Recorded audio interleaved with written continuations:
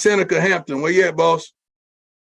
From what y'all had talked to some other coaches last night, and at some point it came up, I think it was Coach Sims, and he brought up, the difference between now and years ago down here is, whenever I was at Ocean Springs, I think he actually used Ocean Springs as a reference, but at Ocean Springs, Coach Ross would sit down, you could go through your schedule, and you could say, all right, I'm going to win these 4, these 3, you got to be careful. We should win them, but better be careful. These 2 here, good luck, And now, every single week on your schedule, it's a coin flip. And this is like Coach French was just saying, hats off to all the coaches in our division and down here on the coast. Because there's no giving anymore. Now obviously you've got your teams that'll be loaded, that's got the talent, that's got the size, and you better bring it that night. Otherwise you're going to be in for a long night. But just like I was saying a while ago, man, our what we're preaching to the kids and not preaching, but what we're trying to teach them is, football, you've got to win between the tackles. You got to win the offensive line, defensive line, and we don't care how big you are, because all the hashtags and mottos and everything else to our kids. My verbiage for this off season is discipline and mental toughness, And if we can do that, it's just like if you have a business, all you guys in here, you partly do right now. You have a personal business. You're not necessarily going to go out and hire the smartest person. You're not necessarily going to go out and hire the person that's most attractive or, comes from money or anything else. You're going to hire people based off the qualities of their work ethic and their discipline. And you find that in somebody, whether it be coaches and players and admin and anything else, you're going to be successful in due time. So, anyway, yeah, questions? Y'all want to shoot away? Coach, what are some of the things that happened in year 1 that have you excited about it? Going back to the kids, that's what I was talking to them about a while ago. I learned a lot in my first year, a lot, just like any coach does. It's a cliche saying, but, it's easy as an assistant coach, coordinator, anything else to question bosses, and majority of lines of work. It's easy to sit back whenever you're not the guy and kind of question people.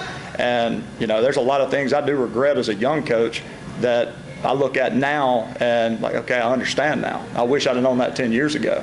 And I can be humble enough to sit here and admit that. And I tell those coaches straight up, they did a phenomenal job. I've been fortunate to work with some great coaches, some great programs. But I would say last year, I'm more excited on a personal level. I'm more excited to have a year under my belt and know, okay, I don't need to focus on these certain things at this time of the season. I need to focus on getting them ready to win football games. Last year, everything was based off of discipline. We've had a few kids. Our numbers right now, going into spring, we had 94. We had 94 kids, 10th through 12th grade for spring football. And so in one calendar year, we went from having mid-40s to having that. Now, do we want that many? Yes, if they're willing to work, if they're willing to put it in. And we've lost some this week, some guys that, that could have helped us on Friday nights and everything. But at the end of the day, everybody wants to play football until they're out there in the heat. And there again, we're going to push them. It's like I told those guys that came with me. As a coach, a cliche saying again, a good team's led by a coach, a great team's led by players. And our job is to push them to be everything that they can be and be prepared to win football games. And, it's hard as a football coach, and I'm going to jump back in time here. 2007 at Petal High School, I took a job there with Steve Buckley. He got the head job, and he offered me a job there at Petal. I'd just taken a GA at Southern, was there for like 5 days. He called and said, "Man, come out here and make some money. If you want to get into college coaching, we'll help you out later." It's a deal. I was broke. Y'all know how it was. So I jumped out there at Petal, and I loved every second of it. And the first day, I'll never forget our first staff meeting. Steve Buckley walked in and told us coaches, we had a kid, and it was special. He was special. No, the offer was just coming in. He was a puppy, but we had a kid that was going to be a senior, and he was special. And I'll never forget, Steve came in and he said, "Guys, whatever you do, don't let me kick this kid off the team." And it was first staff meeting. I'm sitting here just, young coach, still trying to learn. Like, okay, it's good stuff. First day out there at practice, he's just excuses, the kid is, everything else. And sure enough, we weren't 15 minutes into practice. Buckley ran him off. Told him to pack his stuff, get out, don't come back. And 3 years later, Petal's playing for a state championship. So I look back at that and it kind of correlate with where we're at right now at St. Martin. And as a person, as a coach, as a leader, now I realize that everything was about discipline. Everything was about discipline. And now I've got to accept the fact that 92 kids on the football team isn't necessarily the best thing always. I've got to find kids that, if they're not doing what we're asking, because these guys back there, they notice the ones that don't, and if they're going into a battle with guys that aren't going to hold up their end like they are, it's as a leader of the football program, I've got to, sometimes you got to trim it. And, we're in a good position right now. Everybody, it's unbelievable. We've got 100 and every day we're doing middle school workouts in the mornings for, time, and then the varsity and ninth grade come in together. We're shuffling anywhere right now between 110 to 140 kids through every day. And it's, so I know this, the kids have set the tone. They're really bought in and doing everything we've asked. So, but. You have an opening at quarterback. You used Norrell White there at the end of last year. What's your plan this year? I think the kids have kind of set the tone. We haven't officially announced anything, but I'll just say this. It's I told Norrell today, I took him to get lunch after we got done with workouts, and I took him today and I said, man, I'm kicking myself in the butt 3 years ago for not working you at quarterback like hardcore. Guys, I'm just telling you, he does some things you can't coach. He's special. These guys know it. Montclair today out there at receiver, we're working sprint outs, and I literally go over kind of, step, footwork, and everything else with him. And 30 seconds in, he's throwing it like guys do on Saturday. Now, obviously, next level, he's going to be a receiver. And he's special. And yeah, it's a situation where, as a team, are we better with him at receiver as opposed to quarterback? You're always going to have people that question you, and that's okay. That comes with it. But I've also got the mindset that, if one of our best players can touch the ball every time, and he's better at that position, it's hard to take the ball out of his hands. But his maturity, that's, so if you're asking, yeah, Norrell he'll be our number one going in. He's earned it. He's done everything. He's working his tail off, and I'll tell you, the progress he's showed and the gains he's made in this short amount of time. I think even when Lane Kiffin came down and saw him whenever he was recruiting him back in this off season, had numerous schools come by, obviously trying to get him. But I even asked Kiffin straight up. I was like, look, I said, hey, if you were a high school football coach, you got him. What do you do? He said, is that a question? He's touching the ball. Why do you think Ole Miss right now has, 6 possible starting quarterbacks? It's, it's whether your O-line is big and strong or, small and fast, no matter what kind of offense you run, the quarterback is a leader. We were talking about captains on the way over, talking to the guys and asking their opinion on a few things. It's a given that the quarterback of a high school football team is a captain. It doesn't have to be voted on, doesn't have to be anything else, but by position, you are a leader, you are a captain. And, I think his maturity and his skill set and everything he's done, couldn't be more proud of the kid. Could not. Last question from me. This is the survey question, non-football related. I need your preferred go-to fried chicken restaurant. And I'm going to be honest, I don't really eat fried chicken. I know it sounds weird. I grew up eating fried food. I'm just telling you, I grew up on the Mississippi River. We, fried fish every other night. But we live on the coast. You can't beat the shrimp, the oysters, the fish. So I very rarely eat fried chicken. Just give us your favorite restaurant. Favorite restaurant? Oh, it's Half Shell. I ate there twice last week. I'm just telling you, it's hard to beat, man. It is hard to beat. Hell, heck, I hit up the Biloxi one and the Gulfport one. And me and my wife were in Mobile a few days ago, and I said, why don't we make it all 3? No, it's I'm an oyster lover, man. As any way, shape, or form. Yeah. Thank you, Coach. Yep. And Coach, kind of like with Coach French, you guys looping up into 7A, going to really be a bunch of familiar faces, knowing that you're not familiar with. What do you like about the change up to 7A, or what are your thoughts on it up to 7A? It's a double-edged sword in a lot of ways. A lot of people were hoping to be 6A, some were hoping to be 7, everything else. as for the kids' sake and the coaches' sake and everything else, I can tell them there's only 24 7A football programs now. And it's an honor, number one, to be involved in that and be in our position that we are. The division doesn't change much. We lost Hancock, we lost Pascagoula, two incredible football programs, two very well-coached football programs. I'd probably say last year those two games were two of the hardest for me as a coach. I mean, they punched us in the mouth. We came out flat versus Pascagoula, one of the worst I've been a part of. Hancock came out, and whenever they find, what they're going to do, they're going to hit you over and over and over and dare you to stop it. So we are still playing Hancock. We're going to play them early in the year. We're not playing Pascagoula. As for the division, I think the best thing about it is, now there's 6 teams, 4 get in. Number one, it gives the kids a better opportunity to experience a playoff. Now you've got to bring it and you've got to win. So that's I'm going to stress to the kids. I think I heard Catlin say that a while ago. One of the beautiful things about it is I even changed my mindset, and it's caused a lot of anxiety this summer. But the old days of going 5 days a week all summer and pressing and install and doing all that, I wanted our kids getting bigger and stronger over the summer as opposed to, slimming down and working on X's and O's as much. So now with us starting school, we start school next week. So now that gives us an actual fall camp.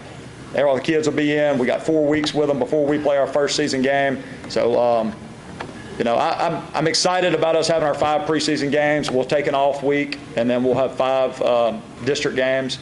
It's laid out there for the kids. It's laid out there for the coaches. We got 5 games. You win 2, you got a shot. You win 3, you're in. So, we break it down like that. If we can have a winning season in district, you got a shot in the playoffs. And personally, that's my number one goal this year: find a way to get in, and for the kids too. If we can find a way to get in, it'll be something that St. Martin hasn't done in a long time. And I'll just be honest, I think the kids deserve it. They're working their tail off. Obviously, they got to earn it now, but I'm super proud of them. You say St. Martin earned it, Coach. You come in during an era where it's a whole new era. Everything is different now at St. Martin. You go by a new name now. You're a colony. You have implemented a bunch of new programs just with your football program. You have a new weightlifting program. You have a nutrition part of your program. You have some of the sound leaders from St. Martin that played coming in now, getting back to the community. I think you're seeing they got Hope. Yeah. Yeah. So you came in, everything's changing. Y'all get new facilities, new uniform logo, new athletic director, I think, or superintendent. Yeah, we got a new superintendent, yes. Everything, so it's a whole bunch of change in the midst of all it is that you're viewing right now. And through it all, St. Martin has shown that they're growing. The football program is growing. Like you said, went from 40 to 100. That lets me know the kids want to come out and play. They didn't want to play in fast. Where do you think, what is it that make you, your era, is something that's a shining moment right now in St. Martin football? I'll be honest with you, even coaching against St. Martin for years, I had some great kids. I'd see them, around town do this and that, and it's always, the entire Gulf Coast, everywhere. Every school's got great kids, great communities, education's phenomenal. Mississippi, people think backwoods a lot. Mississippi Gulf Coast, whenever I left and moved out west, and we started to come back, literally we picked between Austin, Texas, Jacksonville, Florida. Said, we're going back somewhere. Said, if we go back to Mississippi, I want it to be on the coast. I just, I got a taste of better economics, and better, basically it wasn't, not a shot or anything, but I grew up in the country. I've lived that lifestyle. I wanted a different environment. And, this Mississippi Gulf Coast, you cannot beat it. It's you got good people. You got good schools. You don't have to pay for kids to go to school. It's education's there. The athletics opportunities are there. This facility we're in. There's opportunities for kids, and that's all you can ask for. Myself, it's like I tell our coaches, my number one job is being a dad and a husband before a football coach. Now going to the job and kind of where we've come and what we're doing now. You brought it up, but administration first and foremost. Dina Holland just retired. She was the principal there at St. Martin for years. Could not ask for better support from her, and Shay Scarborough just got the job. He was the assistant principal taking over. He's got my back 100% on everything we're trying to accomplish. David Baggett was assistant superintendent, now the superintendent, and I mean, I've known David Baggett for a long time, and it's hard. It's hard to meet a better man. And some of the things that we're working on, you know, and Jesse Cano being the athletic director, could not ask for more help. You know, he lets you do your thing, and if you ever need something, he's there for you. And but the work that they put in behind the scenes to help us and make our life easier and our job easier, I mean, all of you guys know if you've been in coaching, it's your administration they can make your life very good or very bad. And I've kind of been spoiled in that aspect, I will admit. You know, we've got even new facilities popping up. We're working on visitor restroom, but home restroom right now. After this season, we're looking at tearing down the stadium and building a new one. So it's just to blow up. The community of St. Martin, you know, it's right there between the interstate and everywhere else. I mean, they're clearing. I mean, it's just to blow up. 3 or 4 years from now, it'll be an entirely different program than where we are right now. That's what I was telling the kids on the way over here, telling Montclair and Noel. It's 4 years from now, whenever they're off in college, they're going to come back and they're going to be like, man, you know, we helped build this. We helped do it.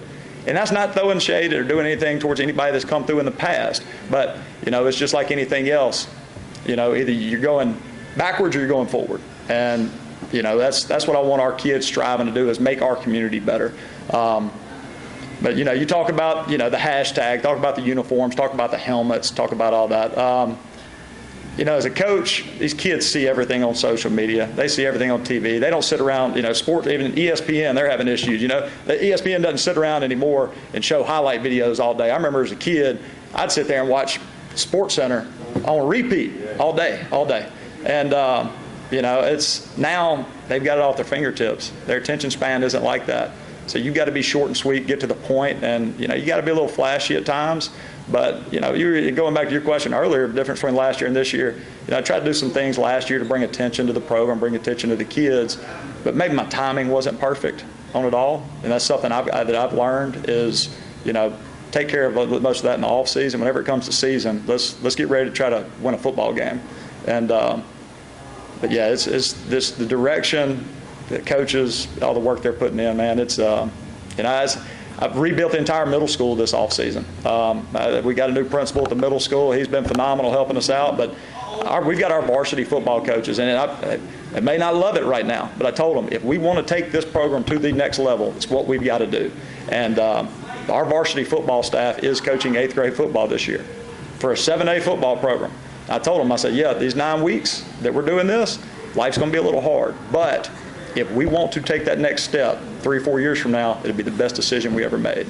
You know, once we get that foundation laid, you know, then we can look at getting some other guys in. And we got some good groups coming up, man. This little 8th grade group's going to be special. The little 9th grade group works their tail off. You know, we got some really, really good young men, dude. So. All right, Coach, man, we appreciate your time, man. And absolutely. The season. My name is Noel Estrada, 6-foot linebacker, 225. Mr. Estrada, man, who's your favorite linebacker in the NFL right now, man? Right now, to be honest, probably Fred Warner. Fred Warner's a beast. So what is something you try to learn when you watch him on Sundays? What is something you try to take from his game? I know we don't want to compare you to him, but what is something you see that you like, I gotta do it on the field on Friday night? Just like being all over the ball, just attacking the ball every single play, give 110%. He's a ball hawk. You got any college interest right now from any schools? I went to Kevin Troy. They showed me a little love over there. How was your camp experience this summer? It was great. You know, met a lot of people, met a lot of players. It was just a blessing for real. What did you learn from that experience? Just to like, I guess just like be out. I guess just learning from players and coaches and all that. Graduate assistants, players, coaches, all that. What was something that you noticed about your game last year that you wanted to change or improve on coming into this year? I'd probably say paying attention to detail more, reading my keys better, footwork, faster, stronger, all that. What type of impact do you see yourself making this season? making a big impact everywhere. I'm playing a new position this year, transitioning to outside linebacker. Just coming off the edge, setting the tone for the defense, and being a more vocal leader this year. Yeah, in the weight room, did your numbers go up this year? Yes, sir. I know you're a hard working kid. You're always working out. Every time I see you, you're always grinding. Yes, sir. Is that an odd to you and your brother? Y'all growing up so close, or that's just the mentality that you have, just to be always working? That's just my mentality. I got it from my parents, my grandparents, my family. Really, they push me to be the best I can be. And your class of 25. Right? Yes, sir. And so you have to start getting into college entry there and everything yet, you said? No, sir, not really. Have you also been sending your film to any college? Yes, sir. Yeah. All right, man. We appreciate you, man. Good luck on your season. Thank Stay you. healthy, and we'll definitely be following you this season. Appreciate it. The Yellow Jackets, man. So thanks for coming.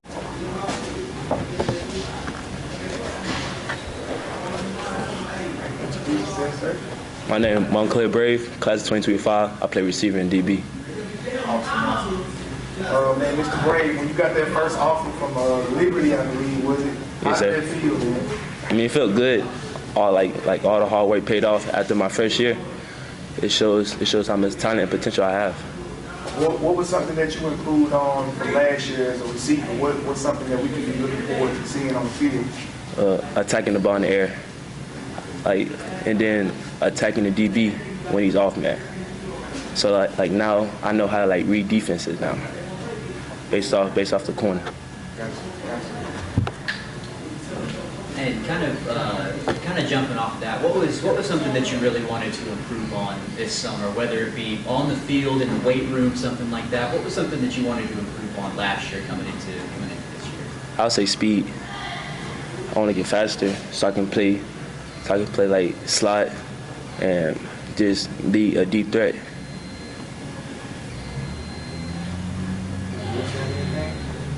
So what's the personal goals like this season, man? You got any personal goals you got set for yourself going into the season? Of course. So for receiving yards, I want to have at least over 500, and then all-purpose, I want to try to reach 900 all-purpose yards, and then for touchdowns, at least 12. What's your GPA? DB? What's your GPA? Oh, my GPA is 3.0. Oh, right now it's 3.0, but I'm trying to get it up to like a 3.4. You got a chance to take the ACT? Not yet. I'm about to go. Are you setting yourself up to graduate in December, whenever that time comes, or are you just trying to enjoy life right now? December. Yes, sir. All right, Mr. Brave, man. We appreciate your time, man. Good luck on the season. I hope you achieve your goals and more. Thank you.